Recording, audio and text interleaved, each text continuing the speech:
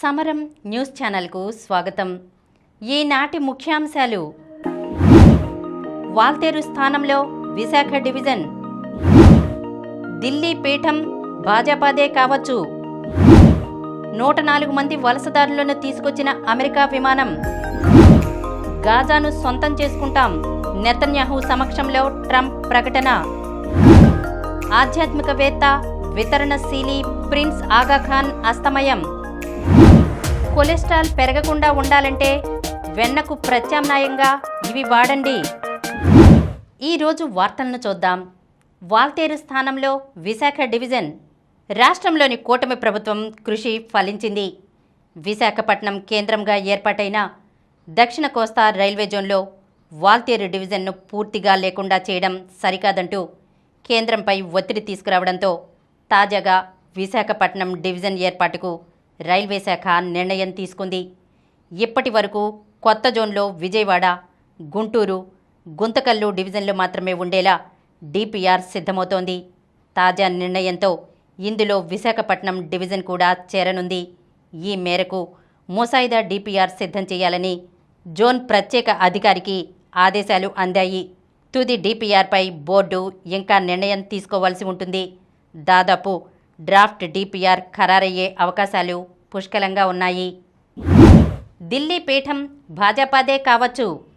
ఈ దఫా ఢిల్లీ శాసనసభ ఎన్నికల్లో భాజపా ఆధిక్యాన్ని సాధిస్తుందని అధిక శాతం ఎగ్జిట్ పోల్స్ బుధవారం అంచనా వేశాయి.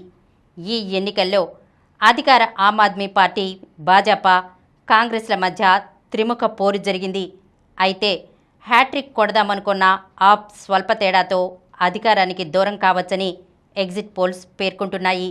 70 శాసనసభ స్థానాలు గల ఢిల్లీ అసెంబ్లీలో అధికారానికి కావలసిన సీట్ల సంఖ్య 36. ఎగ్జిట్ పోల్స్ ఫలితాలను ఆప్ తిరస్కరించగా మార్పు కోరుకుంటున్న ఢిల్లీ ప్రజల అభిమతాన్ని ప్రతిబింబిస్తున్నాయని భాజపా అభివర్ణించింది. 104 మంది అక్రమ వలసదారులను తీసుకొచ్చిన అమెరికా విమానం. భారత్కు చెందిన 104 మంది అక్రమ వలసదారులతో అమెరికా నుంచి బయలుదేరిన సైనిక విమానం బుధవారం అమృత్సర్కు చేరుకుంది. మధ్యాహ్నం 1:55 శ్రీ గురు రాందాస్జీ అంతర్జాతీయ విమానాశ్రయంలో C-17 గ్లోబ్ మాస్టర్ విమానం దిగింది. ఇందులో అమెరికా వెనక్కి పంపిన వారిలో 33 మంది చొప్పున హర్యానా, గుజరాత్ల నుంచి, 30 మంది పంజాబ్ నుంచి, 3 చొప్పున మహారాష్ట్ర, ఉత్తరప్రదేశ్ల నుంచి, 2 చండీగఢ్ నుంచి ఉన్నారు. అమృత్సర్కు తీసుకొచ్చిన వారిలో 19 మంది మహిళలు, 13 మంది మైనర్లు ఉన్నారు. విమానాశ్రయం బయట పోలీసులు భారీ బందోబస్తు ఏర్పాటు చేశారు. అమృత్సర్కు చేరుకున్న అక్రమ వలసదారులను పోలీసులు తనిఖీ చేసి వారి వివరాలను పరిశీలించాక ఇళ్లకు పంపారు. వారిలో ఎవరికైనా నేర చరిత్ర ఉందా అని పోలీసులు ఆరా తీశారు. రాష్ట్ర ప్రభుత్వం వారిని స్వీకరిస్తుందని, ఇందులో భాగంగా విమానాశ్రయంలో కౌంటర్లు ఏర్పాటు చేశామని పంజాబ్ డీజీపీ గౌరవ్ యాదవ్ అంతకుముందు తెలిపారు. గాజాను సొంతం చేసుకుంటాం, నెతన్యాహు సమక్షంలో ట్రంప్ ప్రకటన.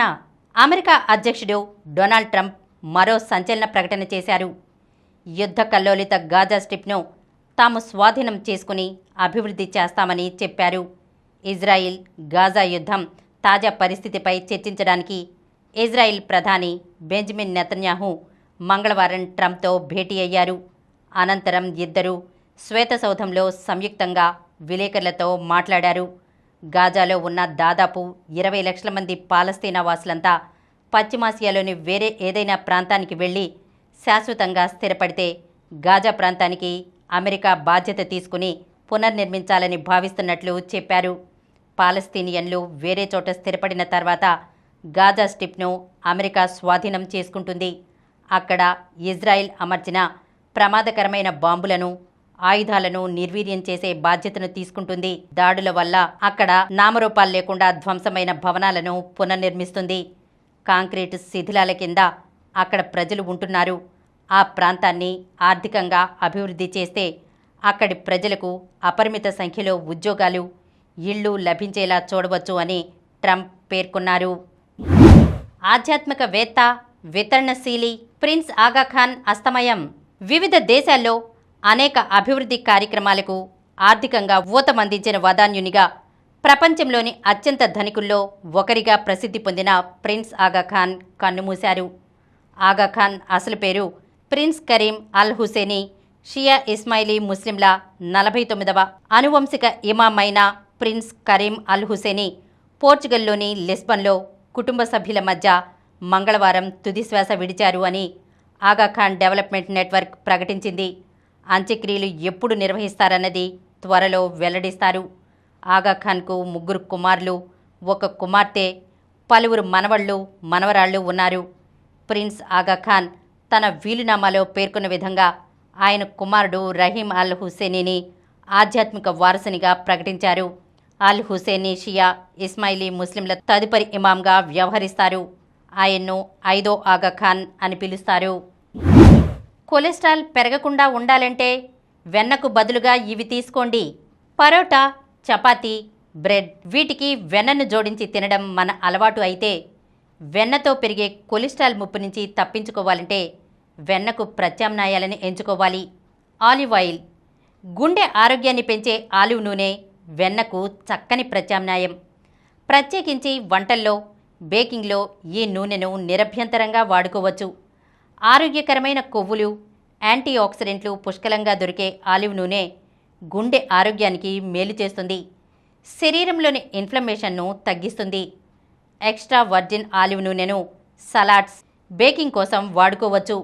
వెన్నను ఉపయోగించి వండే వంటల కోసం 1 కప్పు వెన్నకు బదులుగా 3/4 కప్పు ఆలివ్ నూనెను వాడుకోవచ్చు.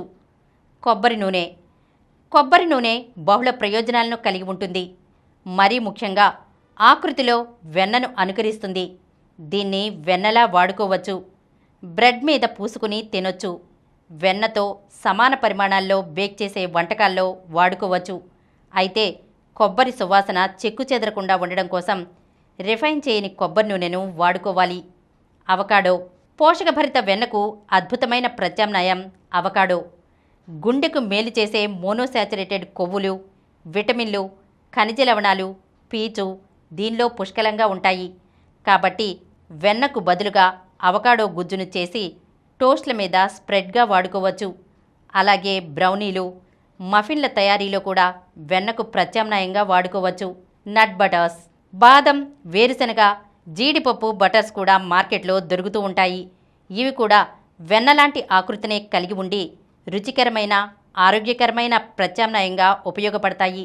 వీటిలో విటమిన్ ఇ, మెగ్నీషియం, ప్రోటీన్, ఆరోగ్యకరమైన కొవ్వులు పరిపూర్ణ ఆరోగ్యానికి దోహదపడతాయి. కాబట్టి స్మూతీలు, బిస్కెట్ల బేకింగ్లలో నట్ బటర్స్ నిరభ్యంతరంగా వాడుకోవచ్చు. ఇప్పుడు కొన్ని సంక్షిప్త వార్తలను చూద్దాం.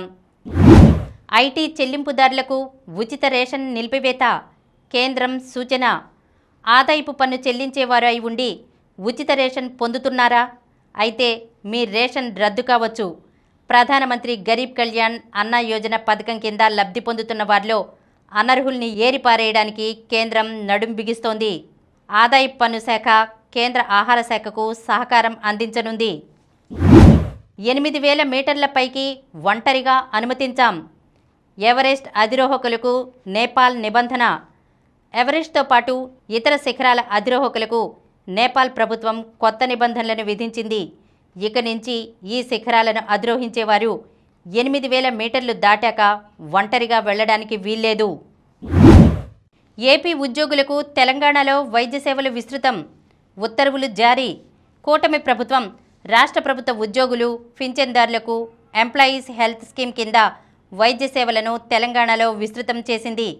తెలంగాణ రాష్ట్ర డైరెక్టర్ ఆఫ్ మెడికల్ ఎడ్యుకేషన్ ఆ రాష్ట్రంలో గుర్తింపునిచ్చిన అన్ని ప్రైవేట్ ఆసుపత్రుల్లో రాష్ట్ర ప్రభుత్వ ఉద్యోగులు, పింఛన్దారులు, వారి కుటుంబాలకు చికిత్స పొందే అవకాశాన్ని కల్పిస్తూ కూటమి సర్కార్ బుధవారం ఉత్తర్వులు జారీ చేసింది.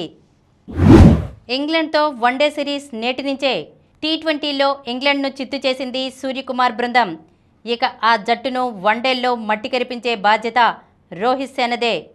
పొట్టి క్రికెట్తో పోలిస్తే 50 ఓవర్ల మ్యాచ్లో భిన్నమైన జట్టుతో బరిలోకి దిగనున్న భారత్కు ఇంగ్లీష్ జట్టు సవాలు విసరడం ఖాయం. త్వరలోనే ఛాంపియన్స్ ట్రోఫీ ఆరంభం కానున్న నేపథ్యంలో ఈ సిరీస్లో పైచేయి సాధించడం టీమిండియాకు ఎంతో అవసరం. గాయత్రికి స్వర్ణం. ఉత్తరాఖండ్లో జరుగుతున్న 38వ జాతీయ క్రీడల్లో ఆంధ్రప్రదేశ్ ఖాతాలో మరో 3 పతకాలు చేరాయి. కనోయ్ స్లాలంలో నాగిడి గాయత్రి పసిరి పతకంతో మెరిసింది. మరిన్ని వార్తా విశేషాలతో రేపటి సమరం న్యూస్ ఛానల్లో మళ్ళీ కలుద్దాం. ప్రతిరోజు వార్తా విశేషాల కోసం అనతి కాలంలోనే 20 కోట్లకు పైగా వ్యూస్ సాధించిన సమరం ఛానల్ సమర్పించు సమరం న్యూస్ ఛానల్కు సబ్స్క్రైబ్ చేయండి, లైక్ చేయండి, మీ ఫ్రెండ్స్కి షేర్ చేయండి. అలాగే ప్రక్కనున్న గంట సింబల్ని ప్రెస్ చేయడం మర్చిపోకండి.